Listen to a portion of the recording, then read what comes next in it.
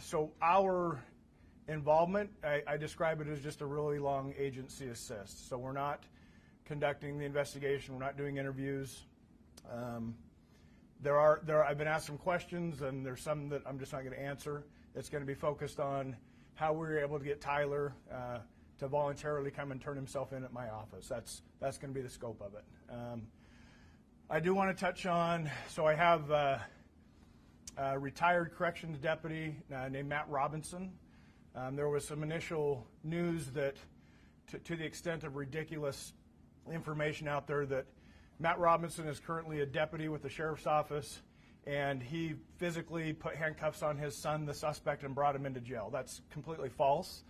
It just so happens that Tyler's father is Matt Robinson. There was some information about a retired deputy, so somehow that got blurred in the media, and I want to make sure that we're walking that back as best we can, because Matt Robinson, my retired deputy, has been been harassed. He's had to leave his house at this point. So whatever you can do to help walk that back, I'd appreciate it. His family would appreciate that. So getting into the details. So obviously we knew Charlie Kirk was assassinated at UVU in the afternoon.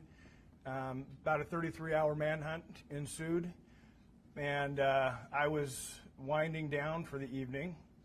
And at exactly 8:02 on the 11th, I received a call from a friend of mine who happens to be a retired detective that worked for me for many years. I didn't put that out there initially.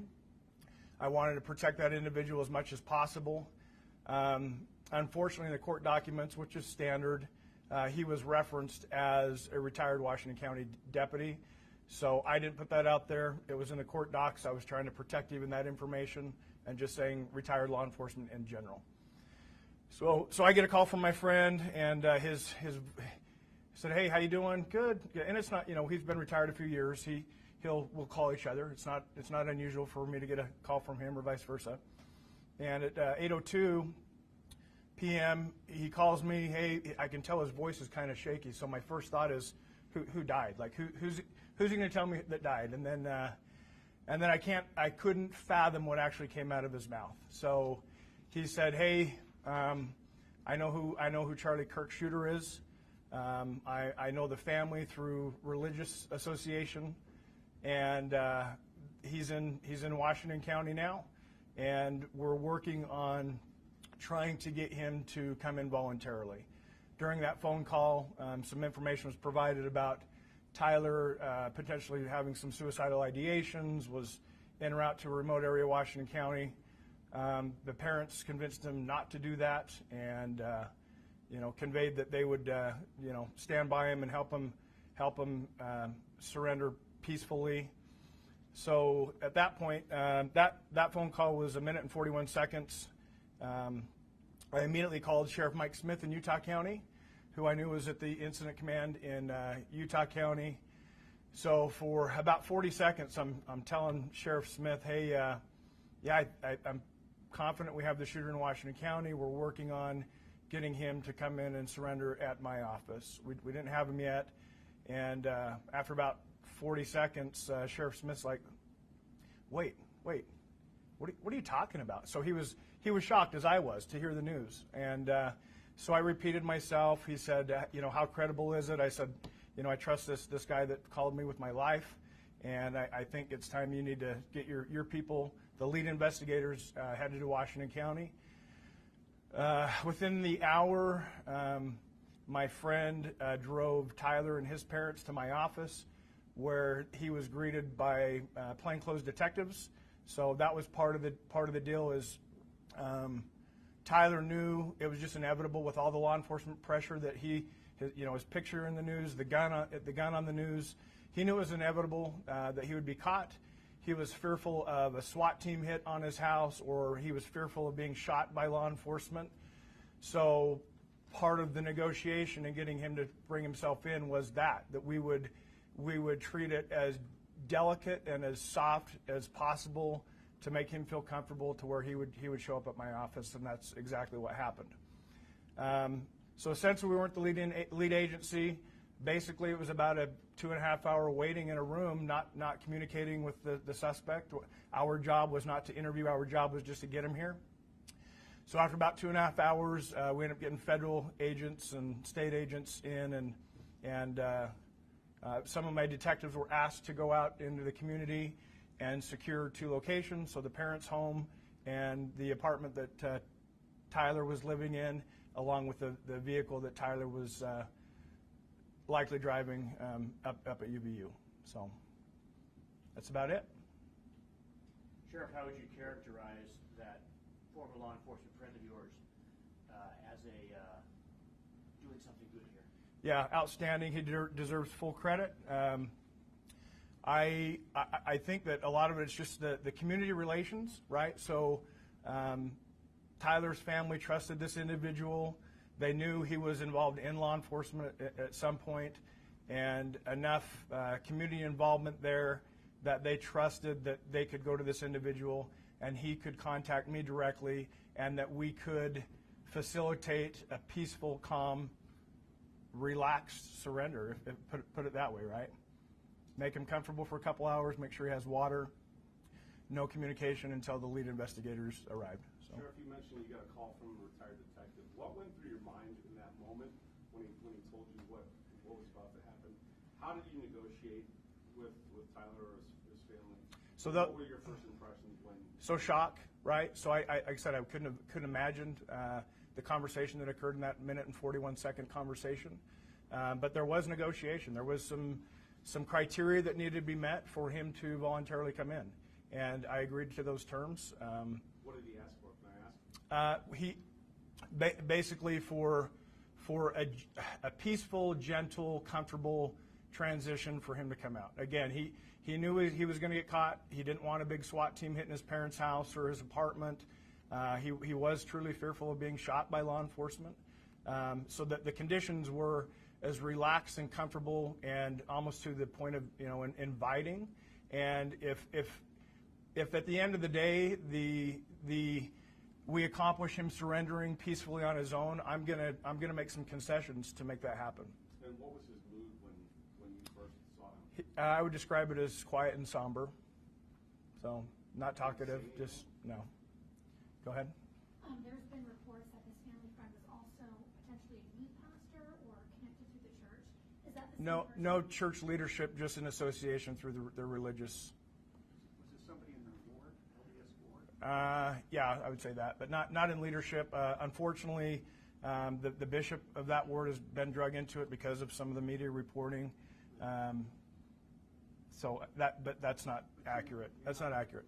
About the bishop. Yeah, the bishop wasn't involved in this. But you're not releasing the identity then of the family friend? No, absolutely not. If you can speak to it, did the sheriff's office have any interaction with Tyler Robinson in previous incidents? I've been asked that a few times, so it's well known, it's in the media. Tyler's apartment was in St. George city limits. The parents' home was in Washington city limits. So since the sheriff's office is primarily patrolling small rural communities, the unincorporated areas of the county, if there were any calls to the residents in St. George City, the highest probability that just St. George City would handle that, not the sheriff's office. So I don't have any data that would support that one way or the other. Sheriff, have you interviewed his roommate, Robinson's roommate? No, we're not the lead investigators, so we wouldn't be doing that. Sheriff, how would you characterize the parents of what you knew that night? I don't know anything about them. Were they mentioned in the phone calls? No. Sheriff, how do you feel about the fact that this surrender happened as it was in the police office, at a police station, and kind of was peaceful, inviting as you framed it, and not like a SWAT situation or a big operation that happened in the neighborhood? Right. That made him comfortable enough. The conditions were satisfactory to him to where he ended up getting a ride with my friend to be dropped off here. We did have some initial discussion internally. So I run the county jail, and we have to think ahead. So what if Tyler ends up staying the night in our facility? What does that look like? Because of the circumstance, he was driven to Utah County that night, I'm going to say maybe about 2 in the morning. So that took that weight off us on how we're going to keep him safe in our facility and talking about constant supervision and things like that. But that didn't occur. So.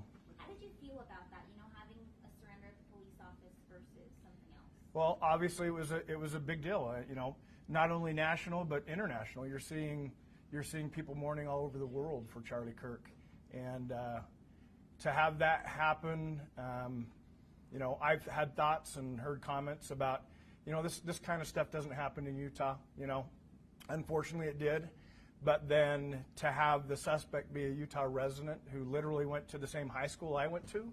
I mean, we're like 30 years apart, but I went to the same high school. He happened to go to the same high school here in Washington County. So it's a double shock factor that one in Utah, and then the suspect happened to be homegrown Washington County boy. So What time did he get here? it was just before 9 p.m.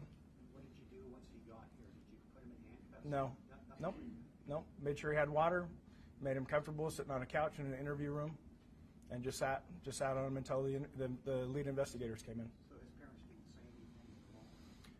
No, not again. That was not our place to ask questions. It was just, we have you here. We're in a holding pattern until the lead investigators get here. So that wouldn't be in our wheelhouse. We wouldn't even have attempted to interview any of them. Sheriff, can you provide some more details about this detective, a friend of yours, a retired detective? Was he a member of your homicide unit, violent crime? He was a detective. For many years. He was a detective. So in our agency, our detectives, like some cities, you have detectives just working homicides or just working sex offenses. Ours is all encompassing whatever case comes next, and you have the smaller caseload. You're going to get whatever case that is. How long has he been out of the force? About 3 years.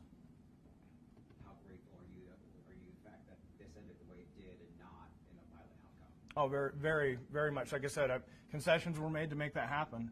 So if, again, peaceful surrender, make him comfortable. He's accused of a horrific crime. So it's kind of odd to be in that, again, accused of a horrific crime, but then we are treating him very civilly, very humanely, and that's just part of the job. We do that on a regular basis, try to make people comfortable so they're relaxed and not bombard them with negativity or a hammer fist or stormtrooper type approach. We wouldn't do that.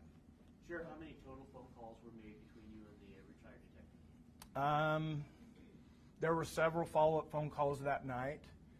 One was between my command staff and my friend, just them letting me know, hey, he is in the building. We have him in an interview room, and there's been several follow-ups since then. Just me checking in on him, and all the way from that first call to say we're here, kind of a phone call. Correct. Prior to him turning himself in, did you guys have any clue that maybe he was in the Washington area at all? No, not even a hint. And that was part of the shock factor, right? Is he could have been anywhere. Most people that are involved or accused of things like that, they'd want to get out of the area as soon as possible. So the fact that he came home basically was part of the shock factor, I think. You said he was afraid of being shot. What did he say exactly? How did he express that? Just that. Any concerns for Just that.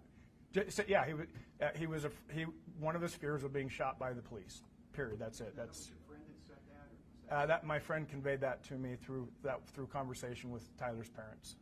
any concern for the family and the roommate's safety if and when they come back to their home in Washington City or in St. George? Any concerns from No, absolutely. They need to lay low for a long time, unfortunately. So even, I'll throw this out there. I have a second cousin with the last name Robinson. He happens to be an optometrist in town. And his office has been receiving threatening phone calls just because of his last name. So to put somebody in that kind of burdensome situation when they had nothing to do with it, no relation to the family, just think about how the actual individuals involved in this incident are feeling right now. Are you placing any deputies at their house, outside their house, anything like that? So that's not our area of patrol, so the cities would handle that. If that request came in, but I don't have any insight there.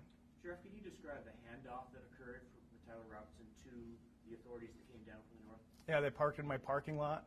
Oh wait, the lead investigators. So by the time they were in town, Tyler was sitting in an interview room with his parents when they arrived. So they were already in this building when the lead investigators arrived. And how did that handoff go down? Was he handcuffed? Was he? No, he was sitting on a very comfortable couch with a water bottle in his hand, not restrained. He was again cooperative, somber, quiet.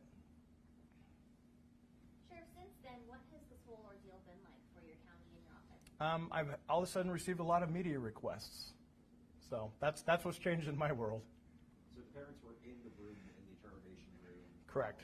Correct. That was part of the negotiation to get him here, is that the parents would be with him when he arrived. Can you explain the last moments that did they hug? Was mom crying? I don't have any detail on that. Sorry. And he was turned over to FBI or state? It's a joint investigation between the FBI and the state of Utah primarily. Anytime anything this large scale happens, it's all hands on deck. So we're going to need a lot of, just covering the campus and securing the crime scene up north. We've had, active shooter incidents down here recently where every law enforcement wearing every uniform in the county is going to go to those types of scenes. And just to be clear, he was not handcuffed when he was... Correct. He was not handcuffed. So. Did the sheriff's department help secure the perimeter? Office. Excuse me, thank you. The office, didn't you help secure the perimeter or the? Yes. The apartment? So since the lead investigators were 3 hours north of us, it took them a while. So that was again, I describe it as an agency assist. We went and just secured the homes. We didn't search the homes. We didn't communicate with anyone within the homes. It was just, we were just locking things down until they arrived. That was Thursday night? Yes. Thursday night. Yep. Is the roommate in protective custody or? I don't have any comment on that. How would you characterize the interactions between the parents of Tyler and Tyler in the time that they were sitting here? They were together. That was it. I can't point to any emotion or body language or anything to that. They were just with him. So. Was he recorded in that room? All of our interactions in that room are recorded. I know there was some discussion of him being potentially suicidal instead of surrendering when he was in the holding room here. Any concern about that? No.